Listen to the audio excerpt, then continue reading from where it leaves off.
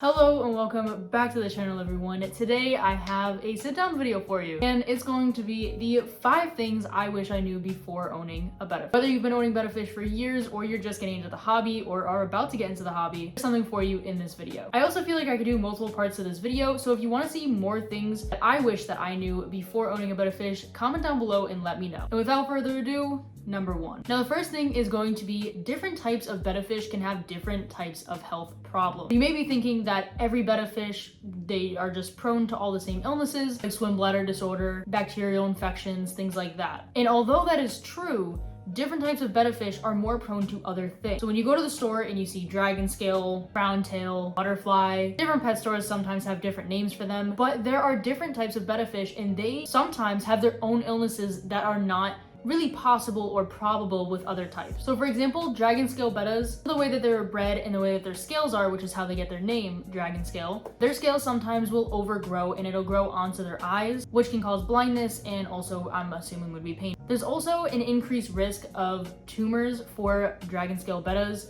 as well as marble bettas. Mostly this is due to their gene pool and how they were bred. So although any betta fish can get a tumor, definitely more likely for a dragon scale betta or a marble betta to develop these tumors. Or for another example, bettas who have longer fin types, as they age or maybe just because of their behavior, they may need their tails trimmed for their own safety. Now, I'm not saying to go trimming your betta's tails at all. 100% you need to do the research to make sure that it is the only option you have. You have to do it very carefully, and if you're not an adult, highly suggest only doing it under adult supervision. And for example, a reason that your betta may need its tail trimmed would be if it experienced fin rot and to remove the damaged, diseased tissue to help it heal a little bit faster, or if the fish is just really being weighed down by how much fin and tail it really is carrying around. But again, please do your research and don't just trim your betta's fins. This is very rare cases mostly. This isn't for every single betta, and it needs to be well thought out before doing so because it can be dangerous. Number 2, I haven't purchased a baby betta in a really long time, probably over a year, and it was a rescue, the last one I did. However, it is important to know that when you go to the pet store and you go to buy a baby betta fish, which I also don't suggest because of the fact that they are coming from these fish breeding farms and they're usually coming in way too young, so their immune system is weak, which makes them more susceptible to illnesses and diseases, especially if they're being kept in cups at big chain pet stores. Then the chances of them being sick are extra high. But these baby betta fish most of the time are marked incorrectly. So if you are about to buy 5 to 7 females because you're planning to create a sorority tank, just know that if you start off with baby bettas, it is very likely that some of them will be incorrectly marked as for their sex. A lot of the time, the sex of the fish doesn't really matter, but if you have a preference or maybe there's a preference you have for the specific tank you're setting up, it is really important to know that baby bettas are often incorrectly marked because they're getting there too young and it's actually pretty much impossible to sex them at that age. Number 3 is that bettas love to hide and scare you. In my experience, every betta fish that I have owned, they have all loved to hide, and I think they're missing. I think they got stuck in a filter or jumped out somehow. Turns out they were just hiding. And also because bettas don't really prefer tanks that are super open and they like things to hide in, they're definitely a lot more prone to hiding on you than you may think. Do know that when you first bring home your betta fish, it is likely that they're going to hide a lot until they get used to their surroundings, their tank, you coming up to their tank. So during that adjustment period, the first week or so, they may be hiding a lot. But also know that as you continue to own the betta fish, it definitely may scare you a few times where it's hiding and you think it may be stuck somewhere or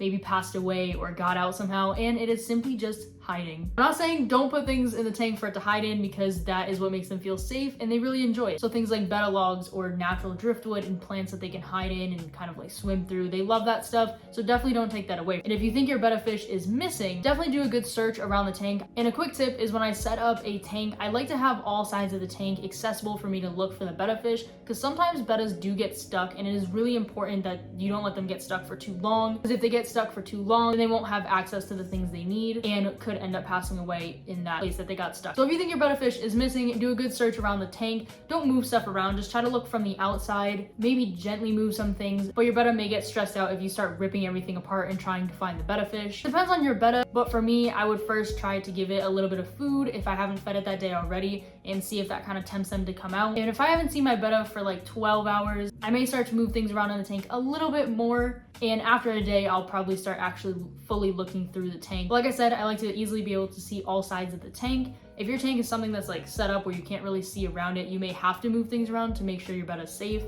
Because like I said, they can get stuck. Number 4, females can be just as aggressive as male betta fish. You may think when you go to the store and you see like a giant king male betta fish that thing is not going to be able to live with any tank mates and that it may be super aggressive, but it may just be the complete opposite. I've had several males and several females now, and in my experience, and I would say pretty much everyone's experience, every single betta fish has a different aggression level. Also, it can change as they age, and so if you do have a tank with tank mates with your betta fish, it is definitely important to continue to monitor them, because one day they may be fine with all of their little friends, and the next day they just may start bullying them. And once they start bullying them, it usually doesn't end well for the friend. But in my experience, I have had a female betta who could not live with any tank mates, whereas I had another female at the same time who could live with pretty much any. And then as for males, I've had male betta fish who just completely ignore whatever else is in the tank, and then the complete opposite, where they're kind of aggressive in pushing around whatever tank mate they have. That is why I always suggest, if you're going to have a betta fish and you're going to try out tank mates in your fish tank, I recommend something larger than the minimum for a betta, which is 5 gallons. So something maybe like 7, 8, 10 gallons.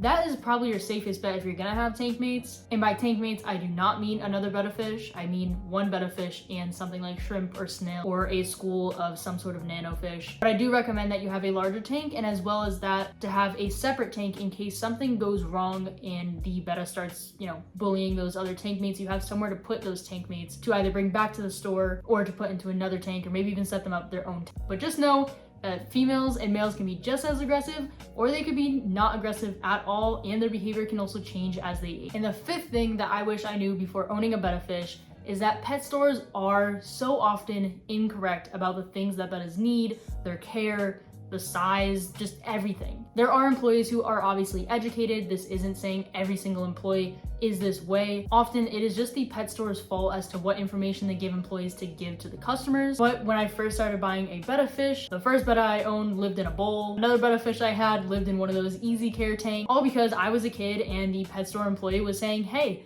you just need this little bowl or this little aquarium and your betta will be fine. It doesn't need anything else. But remember guys, there's a difference between surviving and thriving. Surviving, yeah, they may survive in those tiny aquariums, but thriving would be a nice 5-gallon or larger tank with live plants and places for them to hide, in a variety of food for their diet, and obviously a heater and a filter, things like that. And it's important to know all the things you're gonna need before buying a betta fish, because often when I was first buying bettas as a child, I didn't have the stuff. I was buying the betta and I was buying the tank and stuff all at the same time, going home and setting it all up and putting the betta in there. That's not what you want to do. You want to have your tank cycling for a while, meaning depending on what type of beneficial bacteria you're using, either a few days or a week or 2 weeks to really build up that beneficial bacteria in your tank before putting your betta in. There are a ton of different tips that I could give you guys, and honestly, there are a ton of different things that I've heard pet stores say and even give on little pamphlets for information that's incorrect. So if you do have questions, leave them down below. But that is the 5 things I wish I knew before owning a betta fish and before buying any betta fish. Bettas are very complicated. They're great fish, I love them, they have huge personalities, but there's so much that people don't know about betta fish. That in part is because pet stores are giving them incorrect information. But I hope you learned something new from this video, enjoyed watching. Like I said, I could probably make multiple parts of this, so if you would like to see more things I wish I knew before owning a betta fish, or if you have some things you would like to add in maybe a 2nd or 3rd part to this video, comment them down below. And other than that, I will see you guys with a brand new video very, very soon.